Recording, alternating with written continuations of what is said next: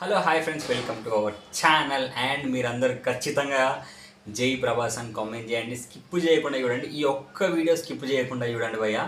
Total మీకు information ఇచ్చేస్తాను ఖచ్చితంగా. అండ్ జై ప్రభాస్ అని కామెంట్ చేయకుండా మాత్రం అస్సలకే మర్చిపోకండి.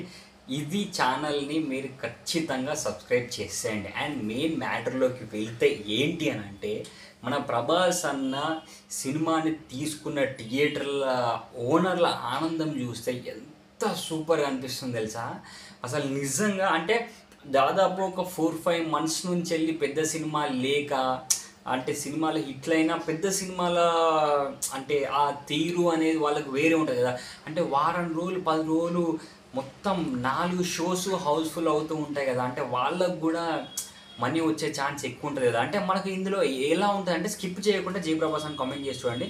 అంటే ఇందులో మనకు అందులో పని చేసే వాళ్ళకు కూడా హ్యాపీ ఉంటుంది. ఎందుకు అంటే, ఇప్పుడు ఒక 100 టికెట్లు తెగాయి అనుకోండి, 100 టికెట్లు అక్కడ సేల్ అయ్యాయి అంటే అందులో 3 రూపీస్ మనకు థియేటర్లో పనిచేసే వాళ్ళకి ఇస్తారు.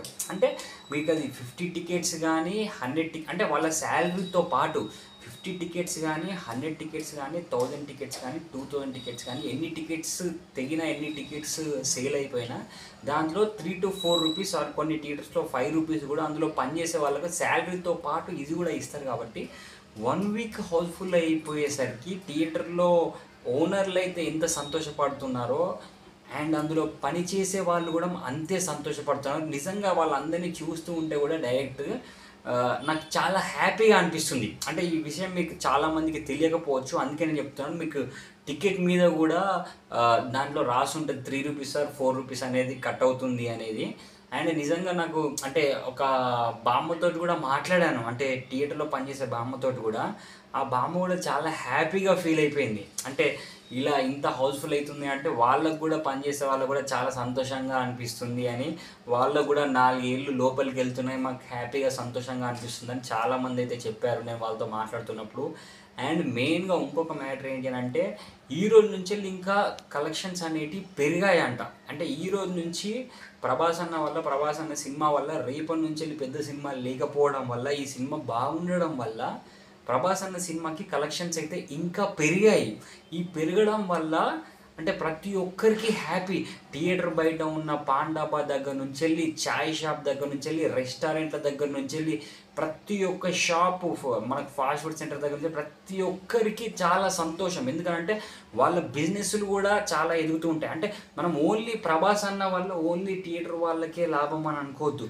బయట టీ బండి దగ్గర నుంచి వెళ్ళి, స్నాక్స్, చిన్న హోటల్ దగ్గర నుంచి వెళ్ళి ప్రతి ఒక్కరికి ప్రభాస్ అన్న సినిమా వల్ల ఎంతో అంటే చాలా వరకు లాభాలు అయితే వస్తున్నాయి. ఎందుకంటే నేను మొన్నటి వరకు నేను థియేటర్ బయట నేను చిన్న చిన్న టీ షాప్లు, చిన్న చిన్న రెస్టారెంట్లు, చిన్న చిన్న ఫాస్ట్ ఫుడ్ సెంటర్లు, ఎన్నో షుగర్ కేన్ జ్యూస్ వాళ్ళు, మ్యాంగో జ్యూస్ అమ్మే వాళ్ళు, వీళ్ళందరి పొజిషన్ నేను అక్కడ చూశాను. అండ్ ఈరోజు నేను బయట ఇంతకుముందు 2-3 థియేటర్ ముందు నుంచి తిరుగుతూ వస్తూ ఉన్నాను. అంటే వీళ్ళ దగ్గర ఈ బయట ఉన్న బిజినెస్ షాపుల దగ్గర కూడా చాలా క్రౌడ్, అంటే వాళ్ళందరి ఫేసుల్లో సంతోషాలు కనిపించాయి.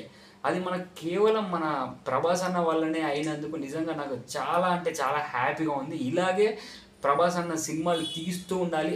చాలామందికి ఇండైరెక్ట్గా కూడా ప్రభాస్ అన్న వల్ల హెల్ప్ జరగాలి అని నేను మనస్ఫూర్తిగా కోరుకుంటున్నాను. అది కల్కి వల్ల జరిగినందుకు చాలా ఆనందంగా ఉంది.